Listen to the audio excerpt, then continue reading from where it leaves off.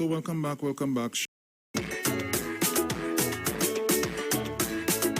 So welcome back, Sharon.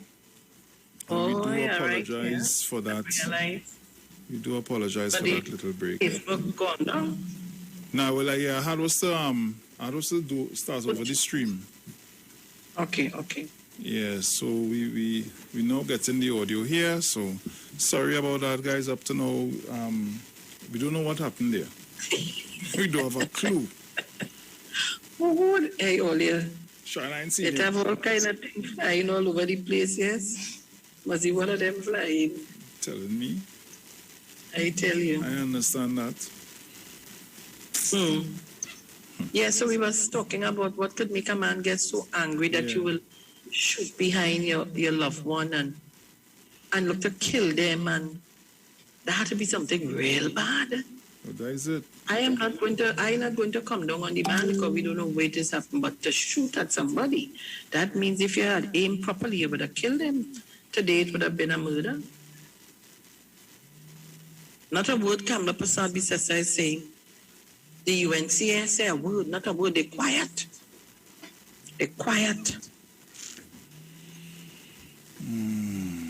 Very, very quiet. So but we wait to see people, you all don't share the life at all.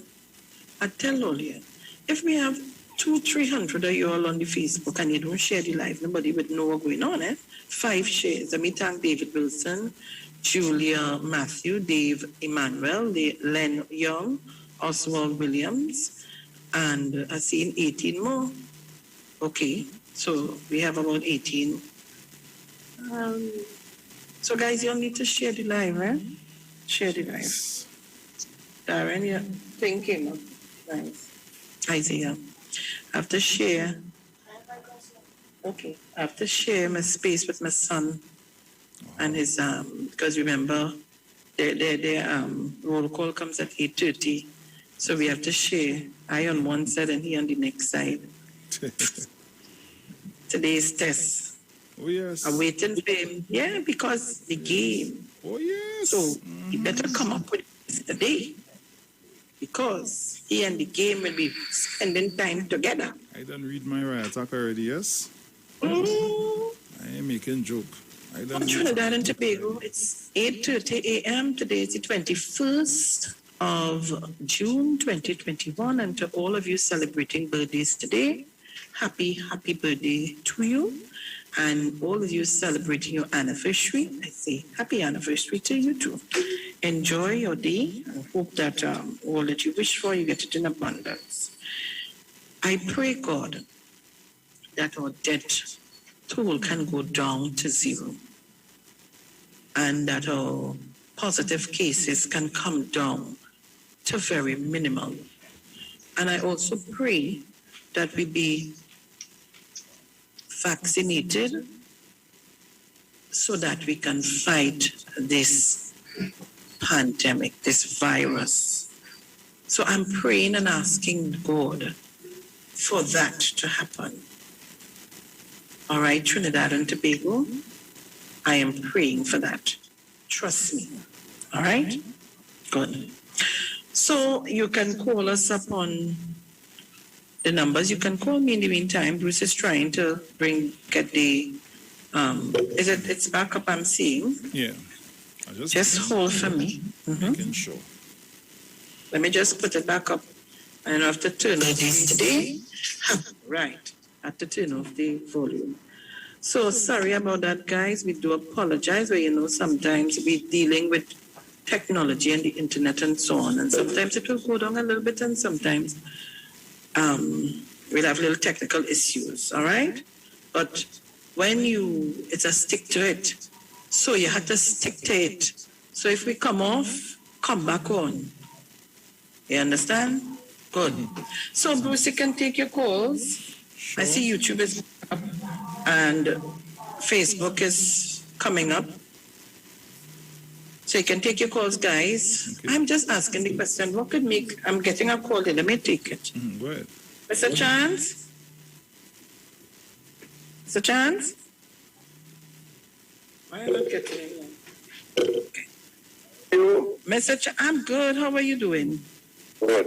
Morning, Jason Thomas, Bruce Wade. Good morning, Mr. sir. Chance. Morning. All right, let me go ahead, because I know we have some technical problems. I want to join you, and I want to join also with Sugram Trace and Mr. Gibson. And I want to join you in praying for the continuous decline in terms of the number of deaths and the number of positive cases. We have to continue to do that, because we are a people that we must work together to get our country back on track. We must not lose sight of that big picture. We want to go back out to work. We want to send our children to school. We want to open our borders. We want our economy to be back up again. And there are things, there's a formula for that. And we must not lose sight of that. I join you in asking Almighty God to give us the strength and the capacity. That's our healthcare workers, who I want to congratulate this morning, because while all of us could conspire and talk and bump our gum, there are people who facing the war head on every day for hours. As to give us say 12 hours sometimes is directly in the line of fire. And we have to congratulate them. Let us stand up with them at whatever level they are functioning. As a scientist, as a warsman, whatever, ambulance driver, cleaner, they are all in that war, fighting the war head on. We are observing our protocols from at home. So we must pay tribute to them and give them the hope and the strength that they will continue. But I want to tell you, this morning, Ms. Felix, I have spoken on this program about the things that are working against us, And you have to be aware of those things. I spoke about the COVID UNC virus that's working against us. And I identified the COVID UNC virus. This morning, I want to identify another virus. It is called the COVID media virus. See, we have to know them. We have to know, because the COVID-19 virus, we're fighting it with Moderna, AstraZeneca. We have a vaccine for it. You see the COVID UNC virus, we have to fight it with facts and the truth. That's how we fight that. And the same thing with the media virus. We have to fight it with facts and the truth. And I'll tell you where I go in this morning, I have noted in the media, in fact, what I did before I made that contribution. Last night I engaged two persons, good friends of mine, who are very experienced journalists, now retired, trained at home and abroad. And I put the question to them, particularly at this time when we are facing this challenge of life and death. That's what it is in Trinidad and Tobago. What is the role of the media? And they said to me, the media has to be fair and balanced. The media must not practice what they call agenda journalism. And the media must not practice a catch-your journalism. Because at the end of the day, we depend on the media to get the facts and the truth. And they must ask the questions that will come up so that we will benefit from it. In other words, the media is working in our interest, the public interest. They have to help us. Are they doing that? That's the question. And I want to make 2 points, because I want to finish now, because I know the program has been going on and I was trying. First of all, what was the rationale when the media, Vashti Rupnarayan Tiwari, I'm talking to you this morning. Vashti Rupnarayan Tiwari from TV6 here, talking to you, because I'm asking you whether you are practicing fair and balanced journalism, or you are practicing agenda journalism, or a catch-your journalism. Because a catch-your journalism is the type of journalism where you're looking at an expert and trying to trip him, trying to trap him, so you can look bad and you will look good. That's not what we put you there for. That is not what you are there for. That's not your profession. So I saw you trying to trip and trap the learner's scholar, Dr. Avery Hines, a Cambridge graduate with 20 years experience in the health sector, an epidemiologist. a disease detective. Yeah, he had got a qualification, madam. And you, Vashti Rupnarantiwari, with your Google experience, yes. A lot of people become exposed by Google. They Google it, and they know an expert. Many people in the media, they are just Google experts. And you come and try to trap and trick the loaded Dr. Avian. You know what you have to do, people? You must follow these things, you know. You have to put her in a place. You have to tell her, madam, your calculation is invalid.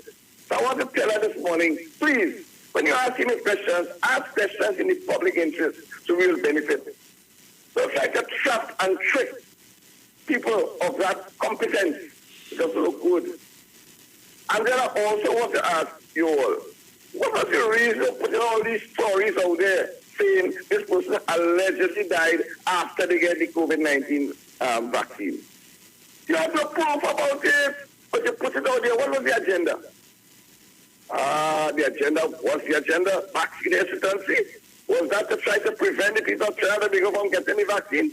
A lot of times you put out that you were saying, in fact, one person in the media, the parents have to come and debunk it. They say after he took the vaccine, he died. That's a reckless, dangerous thing to do. Of course, you have to report the facts, but you have to get the facts first to Vashti. What are the facts?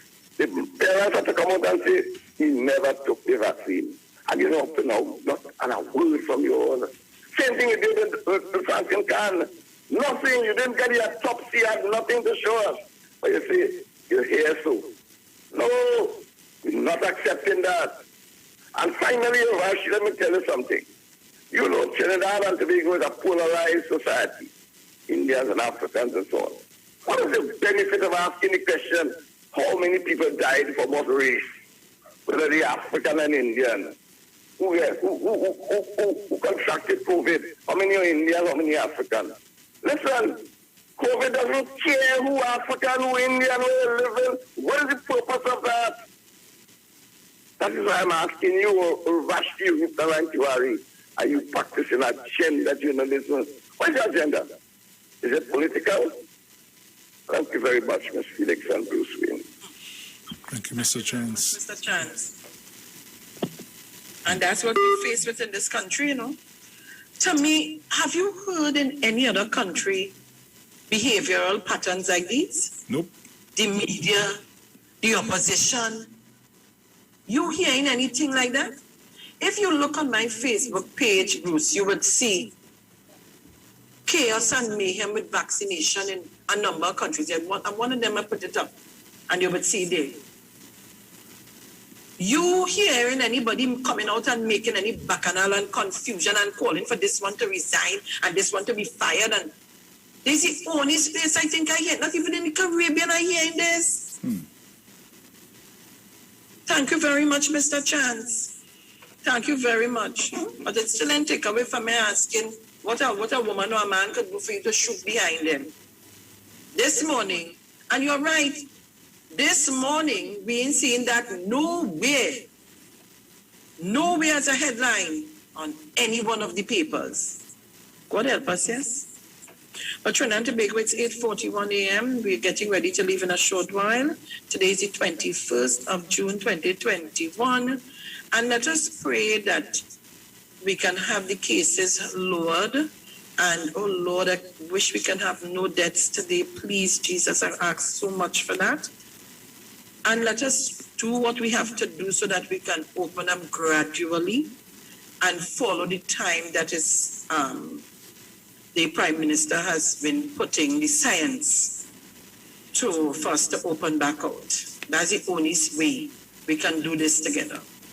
All right, Trinidad and Tobago. So, Bruce, take your calls. If you have it there, you all can call. Caller, good morning. What do you expect, Mother? Remember, there was a man called Jack Warner was in a political party. And when he left the party, to expose the party, he created a paper called the Sunshine. Not so? Why? Why do you think he did that? Because they already bought out the media and he couldn't get his views out. And that is exactly what is taking place now. Nothing surprising. Look Look what happened to the issue with the former Attorney General. Not the same thing. They get a man from Kwai Guyana to respond to the Prime Minister of Trinidad and Tobago, and that made more news than the former attorney going to court for the biggest corruption case in the history of the Caribbean. And a man named Vincent Nelson, all the way from the UK, had to answer to the UK. And what was headline? Advisor to the Guyana government have a problem with the speech from the Prime Minister. And so ask Jack Warner, from since then, what do you expect? Enjoy the morning.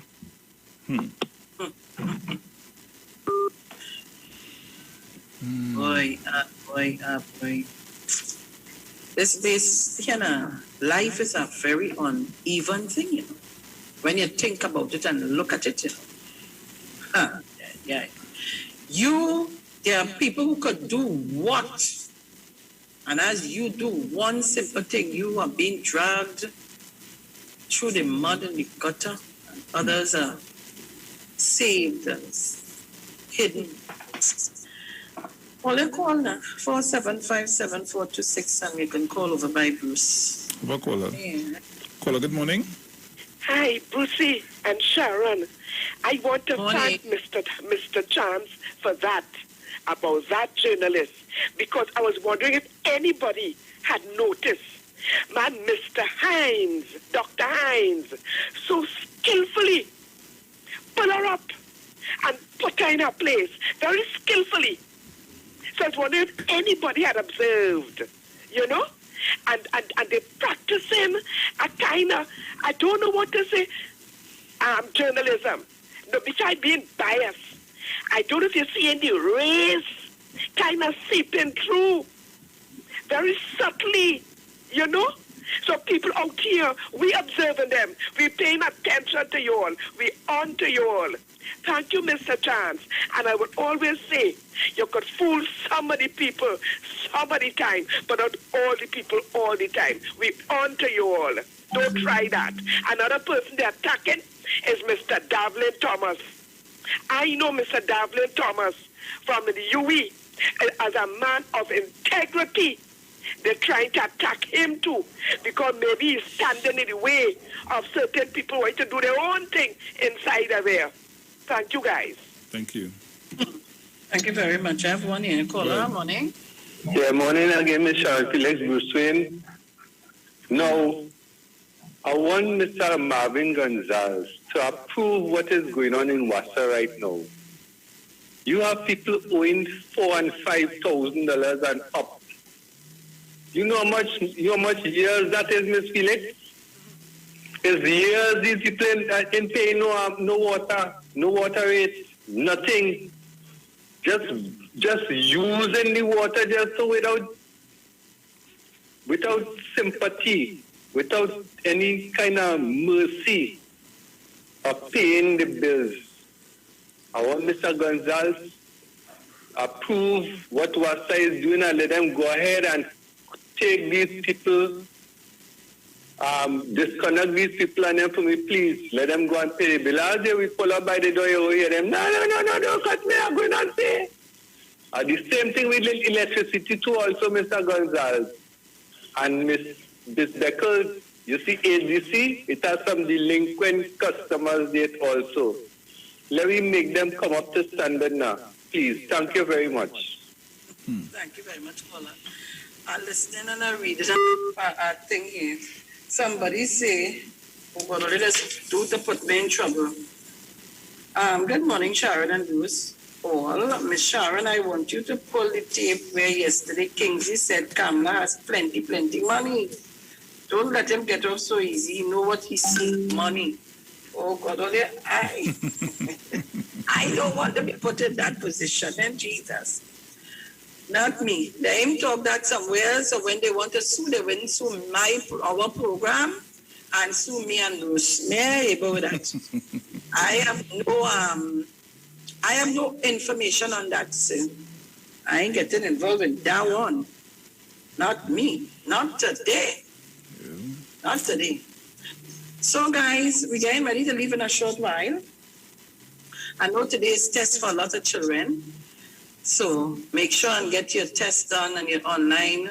Parents, do not help, eh? Do not help. Right, remember you'll be defeating the purpose. Do not help. Right. So, we have any more calls? Yeah, I could take a call here. All right. Caller, good morning. Let's do that. Morning, Bruce. Morning, Sharon. Morning. All right. Bruce, I have two issues here. The one with the finance. You have to talk a little louder. Hardly hearing you. You hear me? So you hear me now? A little bit. You have to talk a little hard. Yeah, because my phone, I don't know what's going on with this house phone. Yeah, but the Minister of Finance, when he talked about the NIS, and he said that only 1,000 people who working in bars are registered with the NIS out of, I think, about 3,000 plus. Right? So that means these bars are not registering and paying the NIS to the workers. And the Bar Association, the body or whatever, admit and said the minister was right. What I have a problem with is when the minister said that they don't have to be up to date, they just have to be registered. I have a problem with that. Because what, in essence, now people will just go and register their workers and not pay. So I find there should be some kind of penalty. These people should not be let off the hook. No business whatever, whether it be bar, restaurant, clothing store, whatever it be. They're supposed to be register their workers and be up to date. I don't agree with the minister saying they don't have to be up to date to get the grant. No, they just have to be registered. There is a penalty. There is a penalty for non-payment of NIS. Correct? From with employers. Correct. That's correct, right? I don't know if there's a penalty. No, I'm telling you there is. I'm telling you there is. There's a penalty. So even though the minister, I know you have to pay. You have to pay if you're late. No, well, listen to what I'm telling you. Even though the minister said that the people just have to be registered, this is in the interest of the people who are being registered, but the employer will be in a lot of problems because there is a penalty for that. I yet to see that enforced in Trinidad and Tobago. Well, I yet to see that enforced because I know people who go at the end when they reach the retirement, and when they go, they work with so and so for 3-4 years. When they go back to them, they say, we don't keep records for so long, and these people just lose. Well, we're in a different timing now. I know people who. But the minister can't be held accountable for that. Exactly. I am telling to make sure that you register the people so that they can get the benefits and the grant. The minister can't be held accountable for that. We have people who are placed in positions in their jobs and they need to do their work. And if they're not doing their work, the minister can't be held accountable for that. We start trying to hold people accountable sometimes for the wrong things. If I am employed as a supervisor, how the hell a normal worker must be doing my work and I getting paid for it? There are people who are put in place to do their work and they need to do it. They're supposed to be going around to the agencies. Listen, I got my NIS number and so on when I was working at a hairdressing salon on Parsley Street and the old St. Joseph Road. They came to the company establishment to visit. How often do we see that happening? Hello, Bruce? Yes. Right, because I am telling you, because I had a company, I paid NIS to workers. Last year, I don't have the company anymore. One of the workers came to me. It was her time to retirement, and she said she went to NIS and they have no record of my payment of her thing. It's a good thing I kept all my records, big files of payment. I called her and I said, I have my records, I can show you, but I am not giving you to carry to NIS. If NIS need it, let them call me in and I will bring it to them. Right? She went and she told them that the employer, the person she worked for before, have the record and the payment, and she saw it and the payment was made. I make her go through the file from what year to what year. I still have them. I don't show away these things. I still have my big pile of records there. And I told her, go back and let them know, if they need to see it, I am going to bring it into them. I am not giving it to you. Still does Going to not them. Because when they answer go the there and they question can't find that it, she asked. and All right, somebody else we come to looking me, to I close have no off. proof. We're looking to close off now. So Right. So I just appealing to people, go in and check when you're working through the years, check. That still does not say that has an nothing to do answer. with the minister.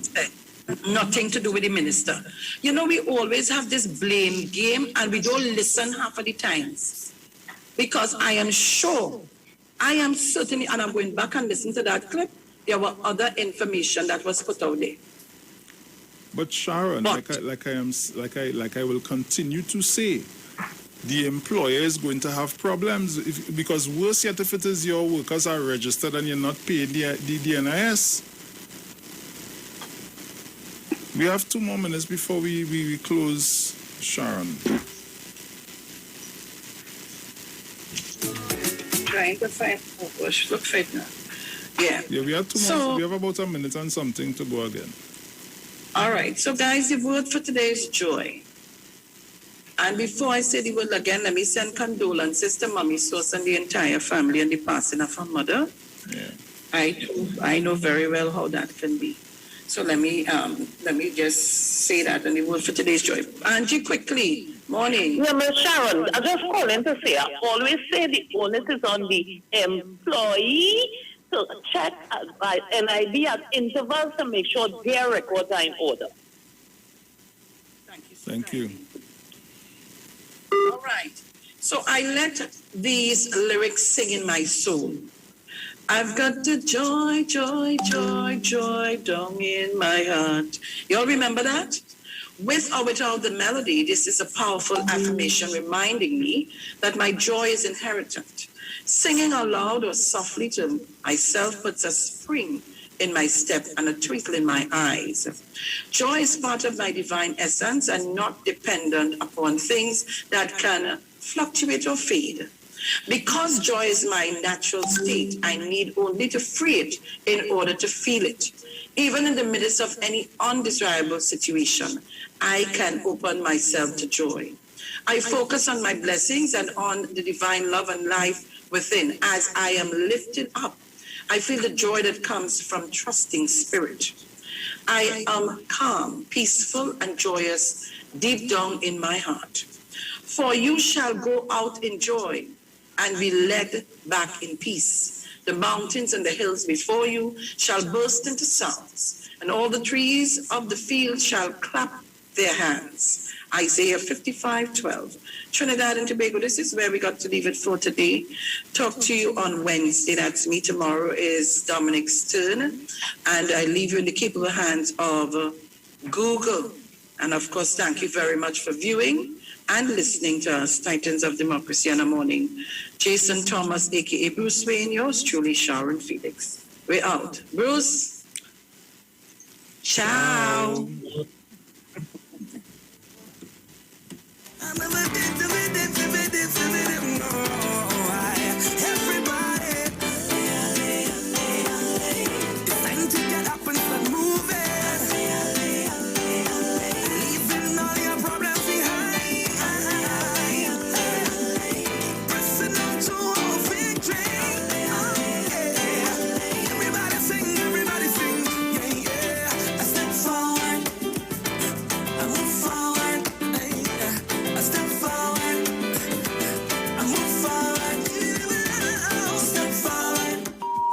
The views expressed are not necessarily the views of the management of the Street 919 FM.